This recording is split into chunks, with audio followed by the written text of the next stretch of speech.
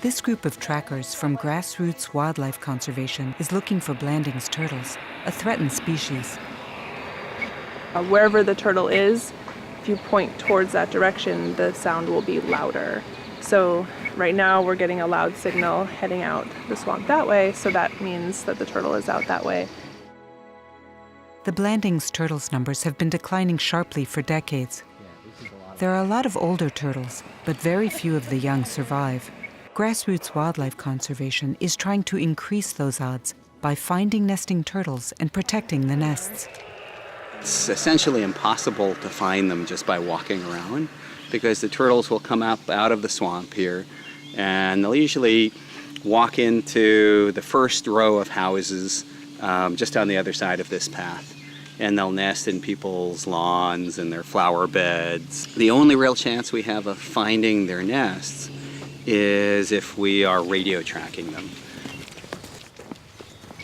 Seems louder over here now.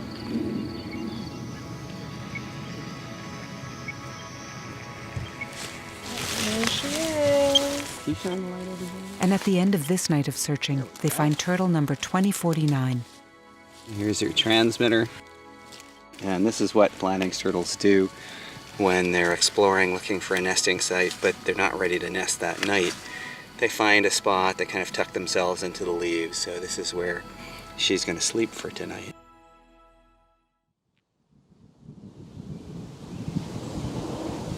Do you see it?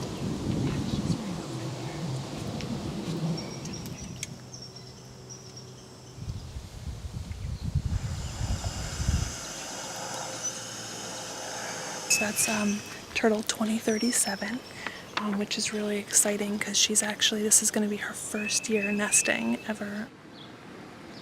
Throughout that evening, turtle 2037 starts several nests, only to be spooked by a passing car or some other sign that this is not a safe place. She's been digging nests, trying to dig a nest over here earlier, but she kept getting spooked, so she's already dug 3 holes, but for whatever reason... So is that her digging a hole? We always kind of say that wildlife's best chance of success is having caring and protecting neighbors around them. So to have the residents know, oh, there's endangered turtles that live right in my neighborhood, and I should be careful when I drive around, keep an eye out, drive slowly.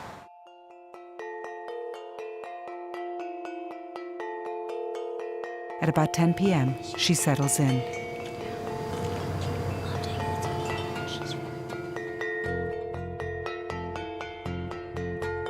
Over the next several hours, she will lay about a dozen eggs.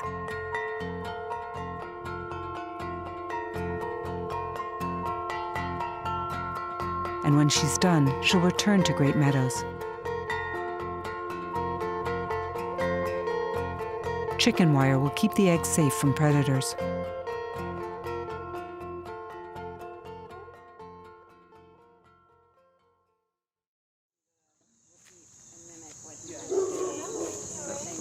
Do you see any activity? I have not yet in this nest, but some of the Turtles! Yeah. Carefully, Maddie. Happy birthday! There are 10 that we're monitoring. Too cool. So this is their birthday. So you can hold it a little bit. Oh, Kenzie's a baby turtle. Baby. This is the 4th nest that's hatched out of the 10 that we're watching. But every one of the eggs that was fertilized, 24 out of 24, lived to hatch successfully into a healthy baby. In nature, if you don't protect the nest from predators, maybe as few as 5% of the eggs survive to hatching to, it would be really good if 30 or 40% survive to hatching. Protecting the eggs and making sure they hatch is only the first challenge for Grassroots Wildlife Conservation. They're not all going to stay there for very long. Left to their own devices, the hatchlings would now begin a perilous journey to find their way back to the swamp. All 7 brothers and sisters.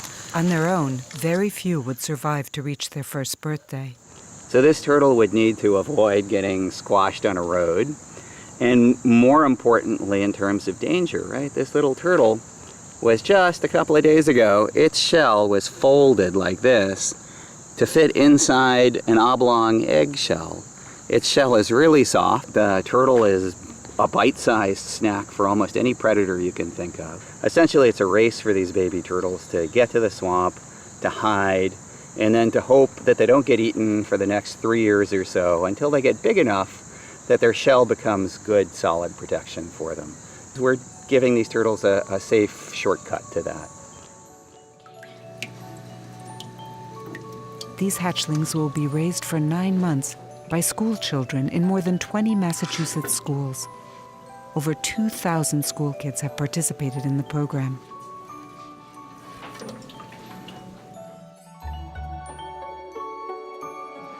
What are your turtles in? Squirt and Swampy. Squirt and Swampy. And how are they doing?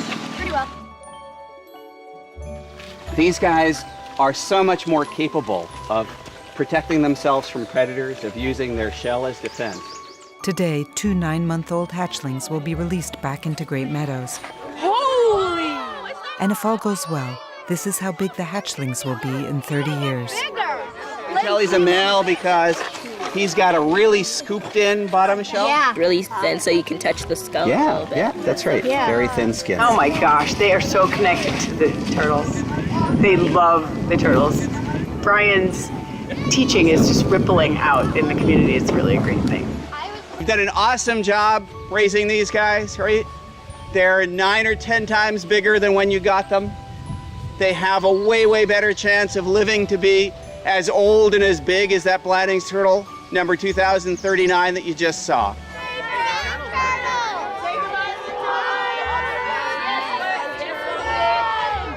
I really hope that they have a good life and they just be free out here and they live for a long time. Oh yeah. I don't want them to die out because when a creature dies out, it kind of slows and makes the world kind of go down a little bit. What we're trying to communicate to the kids, the adults who work with us on this project is that it's possible for you to make a difference. Wildlife conservation is a huge global problem. Right? People hear about polar bears and about tigers and whales and animals that often live far away from you. The water would just completely roll right off, right? But there are rare animals, there are rare plants that live pretty much near everybody. There are species in nature that can use help from local human neighbors everywhere. And by finding out about what's around you and about often really simple ways to help and really be part of making the natural world around them a little bit richer and a little bit better over the long term.